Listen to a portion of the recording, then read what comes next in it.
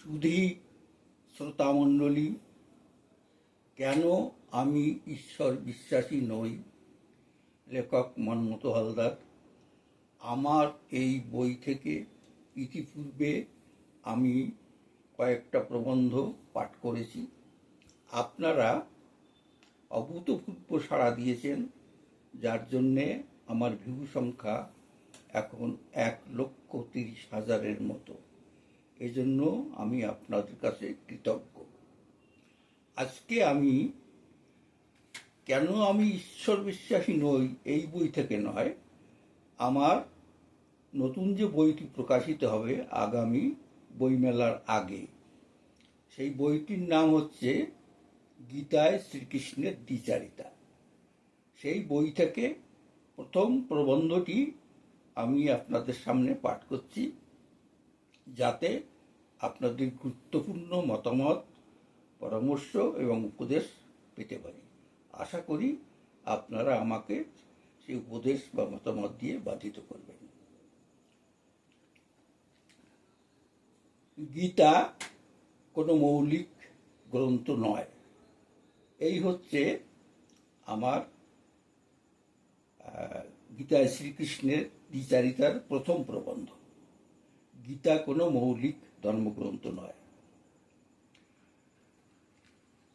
প্রাক্কথন: ধর্মক্ষেত্রে কুরুক্ষেত্রে সমবেতে যুদিৎসব মামকা পাণ্ডবাশ্চৈব কিমকুৎপত সঞ্জয়। প্রায় সবার জানা এই শ্লোক। এই প্রারম্ভ বলে প্রথমে এই শ্লোকটা দিলাম। এখন এক এক করে আমি সে ব্যাখ্যা করছি। গীতা কোনো মৌলিক গ্রন্থ নয়। নানা পৌরাণিক গ্রন্থের পরিবর্তিত অথবা অবিকৃত শ্লোক বা তথ্যের সমাহার হলো গীতা। গীতা পূর্বে কোনো স্বয়ং সম্পূর্ণ গ্রন্থ ছিল না। অষ্টম শতকে শঙ্করাচার্য মহাভারতের ভীষ্ম পর্বের 123 অধ্যায়ের মধ্য থেকে 18টি অধ্যায় নিয়ে গীতা নামক স্বয়ং সম্পূর্ণ ধর্মগ্রন্থ রচনা করেন। 25তম অধ্যায় থেকে 42তম অধ্যায় এই অষ্টাদশ পর্ব গীতার কলেবর। ভগবদ গীতা আরম্ভ হবার পূর্বে 24টি অধ্যায় এবং শেষ হবার পরে আরও 81টি অধ্যায় পূর্বের ন্যায় থেকে গেছে। ভগবদ গীতার একটি উল্লেখযোগ্য বৈশিষ্ট্য হল মূল বক্তব্যগুলির ভিন্ন ভিন্ন এবং পরস্পর বিরোধী ব্যাখ্যা করা সম্ভব, এবং পণ্ডিতগণ তা করেছেনও বটে। আমি তাদেরই পদাঙ্ক অনুসরণ করেছি। 2. আত্মা পরমাত্মা সংক্রান্ত শ্লোকগুলি গীতার অনেক আগে রচিত কঠোপনিষদে বিদ্যমান রয়েছে, সুতরাং এগুলি মৌলিক রচনা নয়। 3. একাদশ অধ্যায়ে শ্রীকৃষ্ণের বিশ্বরূপ দর্শন শ্বেতাশ্বর উপনিষদের থেকে অবিকল তুলে আনা হয়েছে। একটি অক্ষরও হেরফের নেই। শ্বেতাশ্বর উপনিষদের যারা মিলিয়ে দেখতে চান তারা দেখবেন 3-9, 3-16 ও 3-34 অধ্যায়। 4. গীতার আরও অনেক বক্তব্য শ্বেতাশ্বর উপনিষদের সঙ্গে সামঞ্জস্যপূর্ণ। শ্বেতাশ্বর উপনিষদের একেশ্বরবাদ গীতায় বিদ্যমান রয়েছে, সুতরাং গীতায় নতুনত্ব কিছু নেই। 6. শ্রীকৃষ্ণের বিশ্বরূপ দর্শন শ্বেতাশ্বর উপনিষদের রুদ্র শিবের সঙ্গে হুবহু এক, একটি শব্দেরও পরিবর্তন হয়নি। 7. পণ্ডিতজনের ধারণা গীতা আসলে শ্বেতাশ্বর উপনিষদের পরিমার্জিত রূপ। 8. স্বামী ত্যাগেশ্বরানন্দ এই মত দৃঢ়ভাবে সমর্থন করেন যে গীতা শ্বেতাশ্বর উপনিষদের পরিমার্জিত রূপ। 9. মনুস্মৃতির চতুর্বর্ণ, স্বধর্ম এবং শূদ্র নারীর আর্থ-সামাজিকহীন অবস্থা সংক্রান্ত শ্লোকগুলির সঙ্গে গীতার শ্লোকের আক্ষরিকই মিল খুঁজে পাওয়া যায়। 13টি উপনিষদ, যা গীতার বহু পূর্বেই রচিত, তার মধ্যেকার অনেক শ্লোকের সঙ্গে গীতার শ্লোকের অদ্ভুত মিল রয়েছে। 11, আসলে গীতা বিশেষ আর্থসামাজিক ও রাজনৈতিক উদ্দেশ্যে সুবিধাভোগী ব্রাহ্মণদের দ্বারা রচিত হয়েছে। 12, রাজশেখর বসু বলেছেন, গীতায় সাংখ্য দর্শনের প্রভাব সব থেকে বেশি, যদিও সেগুলি ঈশ্বরবাদী দর্শনে রূপান্তরিত করেই পরিবেশিত হয়েছে। 13, দশম অধ্যায়ে ভগবান শ্রীকৃষ্ণ নিজেকে উন্মাদের মতো ঘোড়া, ঐরাবত, সিংহ, গরুর, মকর, জাহ্নবী, ছলনাকারী পাশা, এমনকি গাছপালার সঙ্গেও নিজেকে তুলনা করেছেন। এগুলো হাস্যকর। পুরাণবেত্তা, নিম্নমানের কবি বা সাহিত্যিকরা এগুলো রচনা করেছিলেন। গীতা পরস্পর বিরোধী ও স্ববিরোধী গ্রন্থ। 15, তৃতীয় অধ্যায়ে তিনি কর্মযোগকে শ্রেষ্ঠ বলছেন, চতুর্থ অধ্যায়ে তিনি জ্ঞানযোগকে শ্রেষ্ঠ বলছেন, আবার ষষ্ঠ অধ্যায়ে তিনি ধ্যান যোগকে তপস্বীদের চেয়ে শ্রেষ্ঠ বলেছেন। আবার ওই অধ্যায়ে তিনি তপস্বীদের চেয়ে জ্ঞানীদের শ্রেষ্ঠ বলেছেন। 16, অষ্টাদশ অধ্যায়ে ভক্তিযোগ এবং শ্রীকৃষ্ণে আত্মসমর্পণ পরিত্রাণের শ্রেষ্ঠ উপায় বলেছেন। 17, ভক্তিযোগকে অন্যান্য যোগ অপেক্ষা সর্বশ্রেষ্ঠ বলেছেন। এইভাবে পরস্পর বিরোধী মতবাদ পোষণ করেছেন, যা বুদ্ধিহীনতার পরিচায়ক। আসলে কৃষ্ণ বলে আদপেই কোনো চরিত্র ছিল না। সুবিধাভোগী, পরশ্রমজীবী, সুচতুর ব্রাহ্মণকুল এই কৃষ্ণের স্রষ্টা। শ্রীকৃষ্ণ বহু জায়গায় বলেছেন, যারা তাকে অবজ্ঞা করে তাদের তিনি অসুর জনিতে নিক্ষেপ করেন। আমরা দেখেছি গীতার বহু শ্লোকে অভব্যভাবে এই যোনি শব্দটি ব্যবহার করা হয়েছে। আমরা যদি মিলিয়ে দেখি তাহলে দেখতে পাবো শ্বেতাশ্বর উপনিষদের রুদ্র শিবের বর্ণনা আর গীতায় শ্রীকৃষ্ণের বিশ্বরূপ দর্শনে একটি শব্দেরও অমিল নেই, হুবহু এক। বঙ্কিমচন্দ্র রবীন্দ্রনাথ এইসব অবান্তর ঘটনাকে বর্জনের কথা বলেছেন, কারণ তা অসত্য বলে। শঙ্করাচার্য ভগবদ্গীতার অদ্বৈত ভাষ্যের মাধ্যমে ধর্মশাস্ত্র সমর্পিত ব্রাহ্মণ্য ধর্মের সামগ্রিক আর্থসামাজিক আদর্শকে শক্তিশালী করার আপ্রাণ চেষ্টা করে গেছেন। ডি কোসাম্বির মতে নবম শতাব্দীতে এদেশের অর্থনৈতিক কাঠামো ভালোভাবে সামন্ততন্ত্রে পরিণত হতে আরম্ভ করেছিল, আর এ সময়ে ভগবদ্গীতার মাধ্যমে এমন একজন মানুষকে ঈশ্বরের অবতার রূপে প্রতিষ্ঠিত করে তার কাছে সম্পূর্ণ আত্মসমর্পণের অনুশাসন জারি করা হলো, যার অনেক চারিত্রিক দুর্বলতা ও দ্বিচারিতা ছিল, এবং তিনি হলেন একজন কৌশলী কপট ক্ষত্রিয় মাত্র। ঊনবিংশ শতাব্দীর সাংস্কৃতিক নবজাগরণের প্রথম পর্যায়ে ভগবদ্গীতার কোনো উল্লেখযোগ্য ভূমিকা ছিল না। রামমোহন রায় ব্রাহ্ম সমাজের ধর্মীয় আদর্শে উপনিষদের পরম ব্রহ্মকে গ্রহণ করলেও ভগবদ্গীতার কোনো উল্লেখ করেননি।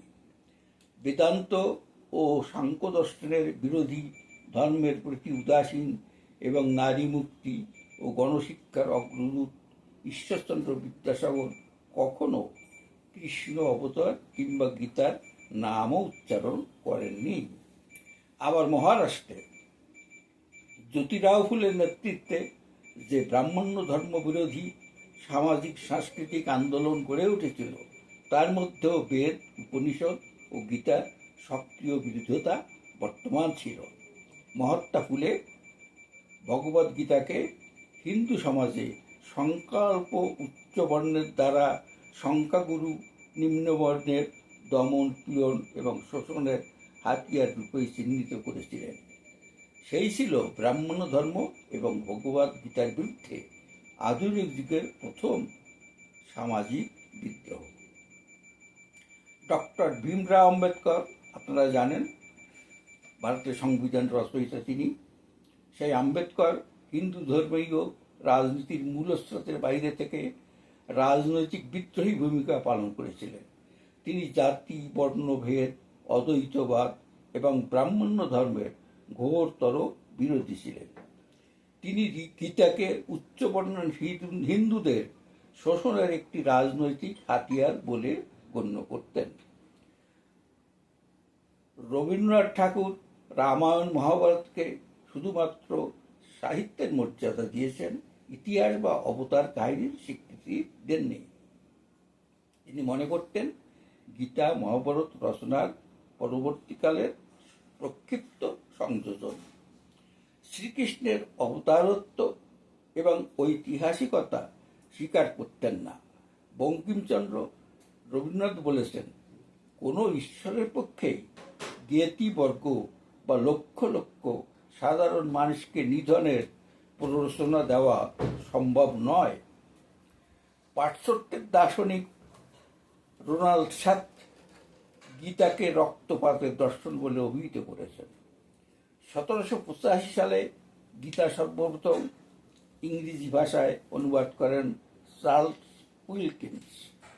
পরে অন্যান্য ভাষায়ও অনুদিত হয় এবং 1885 সালে এডউইন আর্নল্ড ভগবদ্গীতার ইংরেজি অনুবাদ করেন। নামটা দিয়েছিলেন দি সং সেলেস্টিয়াল। সেই সব অনুবাদে এই অভিমত ব্যক্ত হয়েছে যে গীতা রক্তপাতের প্ররোচনা দেয়। তৃতীয় অধ্যায়ে অর্জুন শ্রীকৃষ্ণকে বলছেন, হে কেশব, তুমি কেন আমাকে যুদ্ধস্বরূপ লোকক্ষয়কারী ঘোর অন্যায় কর্মে লিপ্ত হতে বলছো? একবার বলছো জ্ঞান শ্রেষ্ঠ, আবার বলছো কর্মশ্রেষ্ঠ। এইভাবে তুমি আমার বুদ্ধিকে মোহগ্রস্ত করতে চাইছো কেন?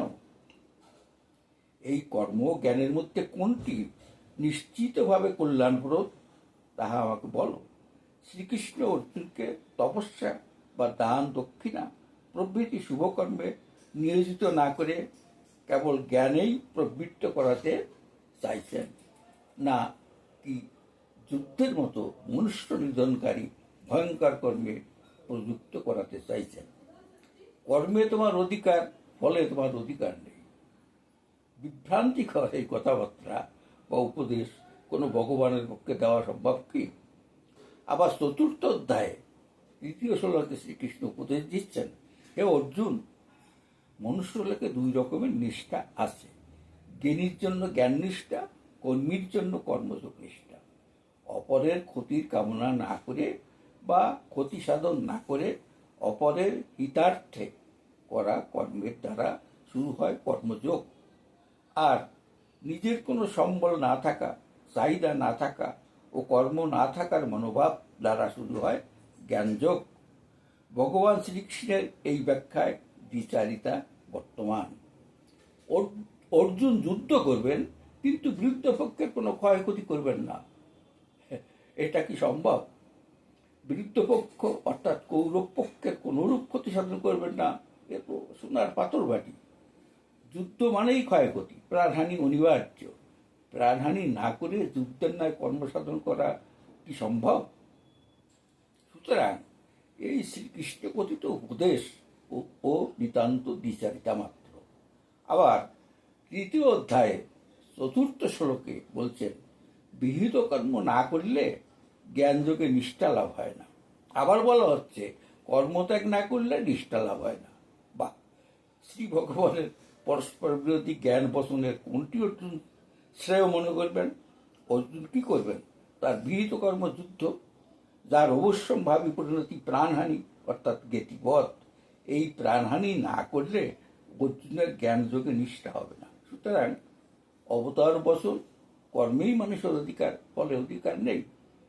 সুতরাং হত্যার যুগে লিপ্ত হও। ভগবান শ্রীকৃষ্ণ অর্জুনের রথ পরে দীর্ঘ 18 পর্বের গীতা দীর্ঘক্ষণ ধরে গান করে শোনালেন কেন? তা কি ফল কামনা রহিত হয়ে, না যথার্থ মানবিক চেতনায় উদ্বুদ্ধ হয়ে যুদ্ধপরান্মুখ অর্জুনকে যুদ্ধোন্মত্ত করতে জগতে সর্বাপেক্ষা ঘৃণ্যতম অপরাধ নরহত্যাযজ্ঞে উন্মত্ত করে তুলতে এই উপদেশ বাণী বিতরণ করেছিলেন। এটা তার ফল কামনা নয়, তিনি নিজে ফল কামনায় অর্জুনের মনে বিষের বীজ বপন করছেন, আবার বিচারিতা করে ভগবত বাণী প্রচার করে যে মানুষের শুধু কর্মেই অধিকার, ফলে কোনো অধিকার নেই। অন্ধ কৃষ্ণ ভক্তরা প্রশ্নাতীতভাবে তাই শিরোধার্য করে শ্রীকৃষ্ণের মধ্যে ভগবানকে প্রতিষ্ঠা করেছেন। 3 অধ্যায়ে 5ম শ্লোকে বলা হচ্ছে, জগতে কেউ কর্ম না করে থাকতে পারে না। প্রাকৃতিক গুণাবলী দ্বারা বশীভূত হয়ে সকলকেই কর্ম করতে বাধ্য হতে হয়, আবার কর্ম করতে হবে ফল লাভ বা আসক্তি শূন্য হয়ে। এ তো স্ববিরোধিতা এবং যুক্তিহীন উপদেশ। কৃষক মাঠে চাষ করবে, অথচ কৃষিলব্ধ ফলের আশা করবে না। নিতান্ত কাণ্ডজ্ঞানহীন মানুষ ছাড়া এমন ভাবনা কেউ ভাবতে পারে না। যতই মূর্খ হোক না কেন, চাষ করে ফসলের আশা করবে না এমন একজন কৃষককে ভারতবর্ষে কেন, সারা পৃথিবীতে কেউ খুঁজে পাবেন না। 3 অধ্যায়ে 30তম শ্লোকে বলা হচ্ছে, প্রকৃতির প্রভু হচ্ছেন পরমাত্মা, অর্থাৎ শরীর, ইন্দ্রিয়, মন, বুদ্ধি সমস্ত কিছুই পরম পিতার অংশ। কাজেই জন্মের শুরুতে ও অন্তিমে পরমাত্মা ভিন্ন আর কিছু নয়। সুতরাং খুন, খারাপি, দাঙ্গা, ধর্ষণ, গৃহদাহ সব পরমাত্মার জ্ঞাতসারেই হয় বা ঘটে থাকে, কারণ মানুষ নিমিত্ত মাত্র, শ্রীকৃষ্ণ সব করান। তাহলে সম্প্রতি ঘটে যাওয়া আরজিকরে যে নৃশংস খুন ধর্ষণের ঘটনা করল, তাও কি শ্রীকৃষ্ণের ইচ্ছা হয়েছে? কিংবা আমরা বর্তমানে পৃথিবীর বিভিন্ন জায়গায়, বিশেষ করে গাজায় যে নরমযজ্ঞ অনুষ্ঠিত হচ্ছে এবং সেখানে লাশের পাহাড় জমে যাচ্ছে, তাও শ্রীকৃষ্ণের ইচ্ছায়। গীতার 11 অধ্যায়ে 33তম শ্লোকে তিনি বলছেন, ময়বতে নিহতা পূর্বমেব নিমিত্ত মাত্রং ভব সব্যসাচীন, অর্থাৎ আমি তো সকলকেই পূর্বে আমার বিধান দ্বারা নিহত করে রেখেছি। তোমার কাজ হচ্ছে তুমি শুধু এদের গলাটা কেটে দাও কিংবা বর্ষাবৃত্তি করে জীবনটা নিয়ে নাও, এতে তোমার পাপ হবে না, কারণ আমি তো আগেই করে রেখেছি। অদ্ভুত বুদ্ধি, অদ্ভুত যুক্তি স্বয়ং ভগবান শ্রীকৃষ্ণের। তাহলে শ্রীকৃষ্ণ নিজে করে তো মানুষের হত্যা করে তা মানুষের ঘাড়ে দোষ চাপাতে পারেন না। সুতরাং মানুষের পাপের কোনো প্রশ্নই নেই। সুতরাং নরক ও নিষ্প্রয়োজন ও মিথ্যা, কারণ মানুষের তো কিছু করার স্বাধীনতা নেই। পরমাত্মা রূপে অন্তরে বিরাজমান থেকে শ্রীকৃষ্ণই সব করান। কোরআনেও বলা হয়েছে, আল্লাহর ইচ্ছায় জগতে সব কিছুই ঘটে।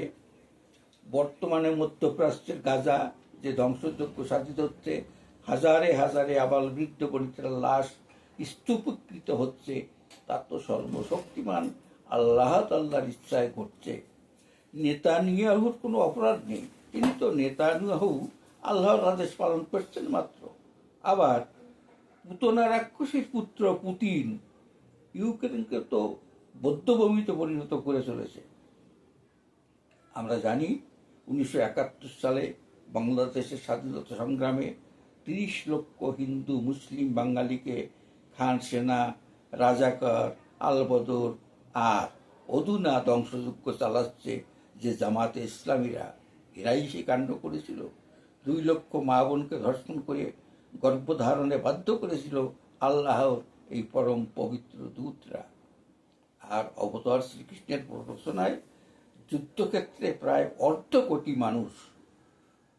মানুষের রক্তে কুরুক্ষেত্রে রক্ত রঞ্জিত হয়ে গেছিল। 1/2 কোটি মানুষ, অর্থাৎ কৌরব পক্ষে ছিল 11 অক্ষয়িনী আর পাণ্ডব পক্ষে ছিল 7 অক্ষয়িনী। এক অক্ষয়িনীতে 2,48,000-এর মতো সৈন্য থাকে।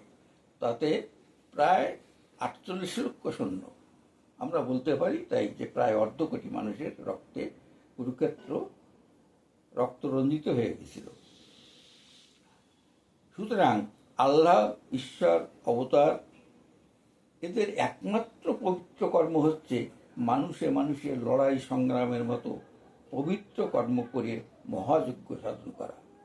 এবার গীতায় অবতার শ্রীকৃষ্ণের গুণগাথার দিকে আর একটু দৃষ্টিপাত করা যাক। 3 অধ্যায় 35তম শ্লোকে চতুশ্চূড়ামণি শ্রীকৃষ্ণ বলছেন, সর্বাঙ্গ সুন্দর পরধর্ম অপেক্ষা অল্প গুণ সম্পন্ন নিজে ধর্ম শ্রেষ্ঠ। ওই যে বলেছে স্বধর্মের নিধনাং শ্রেয় পরধর্ম ভয়াবহ, অর্থাৎ স্বধর্মে মৃত্যু হলেও ভালো, পরধর্ম কখনোই নয়। কেন? মানুষ তো সর্বাঙ্গ সুন্দরকেই গ্রহণ করবে, অল্প সুন্দরকে গ্রহণ করবে কেন?